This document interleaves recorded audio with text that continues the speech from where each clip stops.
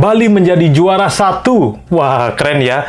Jadi Bali memiliki prestasi baru nih, sebagai tempat yang paling tidak direkomendasikan untuk dikunjungi pada tahun 2025, atau disebut sebagai No List 2025. Siapa sih yang berani-berani membuat seperti ini?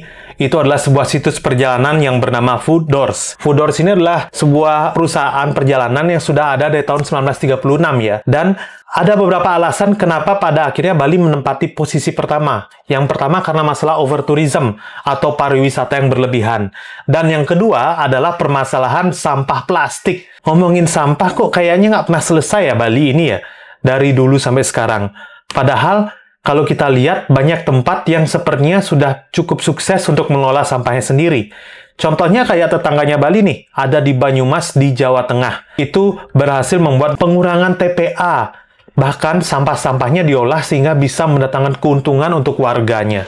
Wih, keren sekali ya. Pasti biayanya mahal. Pasti ada yang tanya gitu kan? Kalau berdasarkan dana pengelolaan sampah tahun 2019, biaya yang digunakan oleh Kabupaten Banyumas itu sendiri sekitar 42 miliar untuk mengelola sampahnya. Dan bahkan menjadi daerah percontohan ASEAN. Jadi, kalau kita mau belajar cara mengelola sampah, kita nggak perlu keluar negeri. Kita kunjungin Banyumas saja. Tapi dengan dana 42 miliar, seharusnya Bali bisa dong untuk menangani masalah sampah, karena kita tahu sumber pendapatan Bali itu sampai ratusan M. Nah, ini dikatakan juga oleh Sandiaga Uno pada tahun 2021 bahwa sebenarnya Bali itu menyumbangkan devisa terbesar kedua setelah migas dari sektor pariwisata ya. Tetapi dengan uang sebanyak itu ternyata tidak bisa serta-merta menangani masalah overtourism dan masalah sampah. Sampai pada akhirnya masyarakat sendiri berusaha untuk membuat berbagai inovasi untuk mengelola sampahnya. Seperti membuat tebel modern, kemudian memilah sampah organik dan sampah plastik.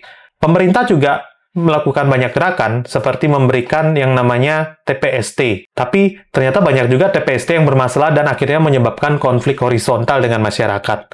Kalau begini, sebaiknya kita harus gimana nih? Bagaimana sih sebenarnya sinergitas antara pemerintah dengan masyarakat untuk menanggulangi masalah overtourism dan juga masalah sampah ini? Kalau dana kan ada nih ya, bahkan banyak. Jika dikatakan Bali ini kan sudah cukup banyak memberikan devisa pada negara ya, yang berarti pemasukannya pasti banyak dong. Tetapi kalau kita lihat pemasukan yang tinggi dari Bali dari pariwisata, seharusnya semua masalah ini bisa selesai dengan baik. Gimana caranya ya?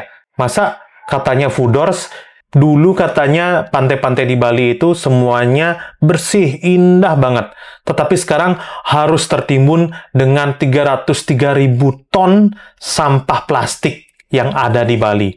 Nah, kalau menurut teman-teman bagaimana nih untuk menanggulangi masalah seperti ini? Jadi, silakan ramaikan kolom komentar ya. Dan terima kasih sudah bersama dengan Bligong Yuda di sesi Tukar Pikiran.